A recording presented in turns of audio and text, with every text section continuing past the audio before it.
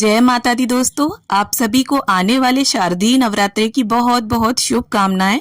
तो आज की इस वीडियो में मैं आप सभी को नवरात्रे की संपूर्ण पूजा सामग्री दिखाने वाली हूं और सभी चीजें मैं एकदम क्रम से आपको दिखाऊंगी। जैसे माता रानी की और कलश की स्थापना की सामग्री, ज्वारों के लिए हमें क्या क्या सामान चाहिए, हवन में क्या क्या चीजें चाहिए और अन्य जो सामग्री होती है, इस तरह से संपूर्ण सामग्री आपको इस वीडियो में देखने को मिलेगी।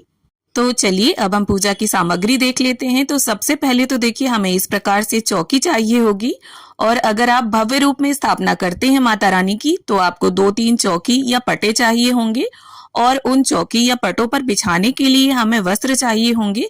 तो आप लाल, पीला या मिक्स जैसे भी आपके पास हैं उपलब्ध, वैसे ही आप चौकी पर बिछाने वाले वस्त्र ले लीजिए। और अगर भव्य रूप में स्थापना करते हैं तो आपको 2-3 चौकी के कपड़े चाहिए होंगे।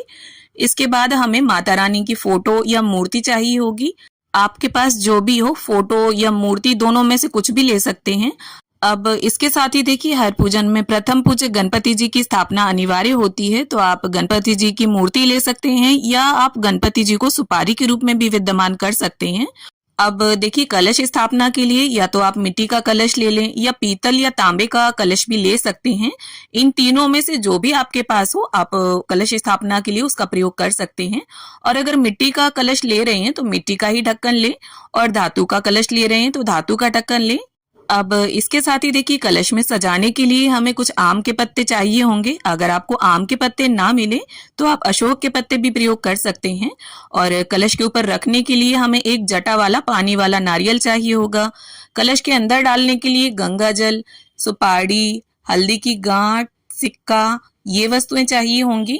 और देखिए नवग्रह की स्थापना अगर आप करते हैं तो आपको थोड़ी ज्यादा सुपारी लगेंगी, तो आप अतिरिक्त 9 सुपारी और ले लीजिए। इसके बाद देखिए हमें ज्वारों की स्थापना के लिए मिट्टी का एक कुंडा चाहिए होगा।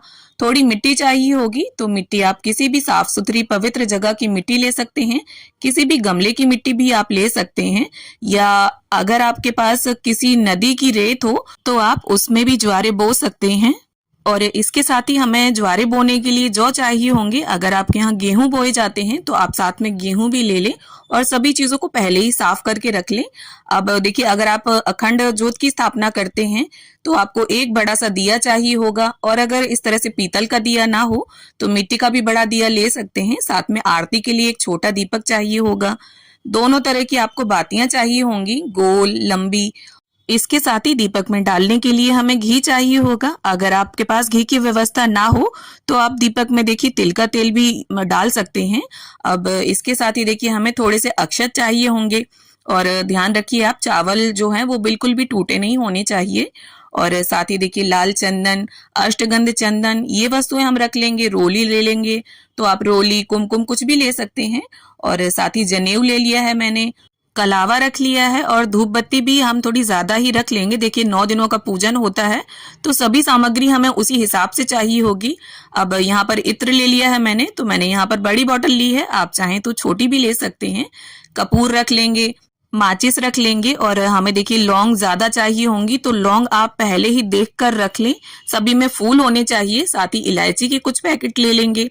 और देखिए माता रानी के भोग में बतासे का बहुत अधिक महत्व होता है, तो बतासे, और बतासे ना मिले तो आप मिश्री भी रख सकते हैं। और अगर मिठाई का भोग लगाते हैं तो आप देखिए इकट्ठी बनाकर रख लीजिए, या फिर आप मार्केट की मिठाई भी भोग में रख सकते हैं। इसके साथ जो भी ऋतु फल हो डेली हमें वो चाहिए होंगे।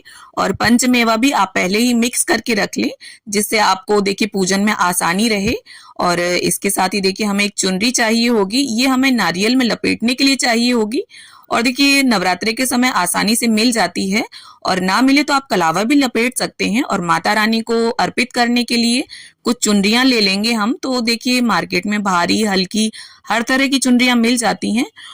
और माता रानी को भेंट करने के लिए 16 श्रृंगार की सामग्री ले लेंगे हम। देखिए अगर आप पहले दिन ना इसकी व्यवस्था बना पाए तो आप अष्टमी नवमी के दिन भी माता रानी को सुहाग का सामान भेंट कर सकते हैं। और इसके साथ ही अगर आप किसी धार्मिक पुस्तक का पठन करते हैं दुर्गा माँ से संबंधित, तो वो रख लेंगे हम, जैसे दुर्गा सप्तशती, दुर्गा स्तुति, या देखिए दुर्गा चालीसा तो बहुत छोटी सी होती है, इसका पठन तो आप डेली जरूर करें। और देखिए बहुत से लोग रामायण का पाठ करते हैं नवरात्रि में 9 दिनों के अंदर ही। तो जो रामायण की पुस्तक होती है वो काफी भारी और मोटी होती है, तो उसे रखने के लिए हमें इस तरह से लकड़ी का एक स्टैंड चाहिए होगा। और इसके साथ ही देखिए हमें कुछ फूल माला माता रानी पर कलश पर अर्पित करने के लिए चाहिए। और गणपति जी को अर्पित करने के लिए कुछ दूब घास अगर आपको मिल जाए तो वो भी ले लें आप, ना मिले तो बिना दूब घास के भी आप पूजन कर सकते हैं। और माता रानी को अर्पित करने के लिए गुलाब का या गुड़हल का जो भी फूल मिल जाए आप उसे जरूर रख लें। अब देखिए हवन करने के लिए हमें हवन कुंड चाहिए होगा, तो अगर आपके पास तांबे का हो तो उसे रख लें आप, वरना मिट्टी के हवन कुंड भी ले सकते हैं या मिट्टी की सराई जो बड़ी सी आती है उसमें भी आप हवन कर सकते हैं। अब इसके साथ ही देखिए हवन करने के लिए हमें कुछ उपले चाहिए होंगे। तो देखिए आप जैसे उपले मिल जाएं, वैसे गाय के गोबर के उपले अगर आपको मिल जाएं तो आप वो ले लें, और अगर ना मिले तो जो भी हो उनमें आप हवन कर सकते हैं। और कई जगह क्या होता है उपले नहीं मिल पाते हैं, तो आप इस तरह से सूखा जो नारियल आता है उसे प्रज्वलित करके भी हवन कर सकते हैं। या मार्केट में देखिए इस तरह से हवन कप भी आते हैं, इनके ऊपर भी आप हवन कर सकते हैं। और साथ ही देखिए हमें हवन सामग्री जरूर चाहिए होगी। और देखिए हवन सामग्री में डालने के लिए काले तिल, जौ, पंचमेवा ये सारी सामग्री आप पहले ही मिक्स करके रख लें। और कलश के अंदर डालने के लिए 1 लोटा शुद्ध जल चाहिए होगा हमें। तो इस तरह से नवरात्रि की ये संपूर्ण सामग्री है जो हमें स्थापना में पूजन में चाहिए होगी। तो उम्मीद करती हूँ वीडियो को देखकर आपको हेल्प जरूर मिलेगी।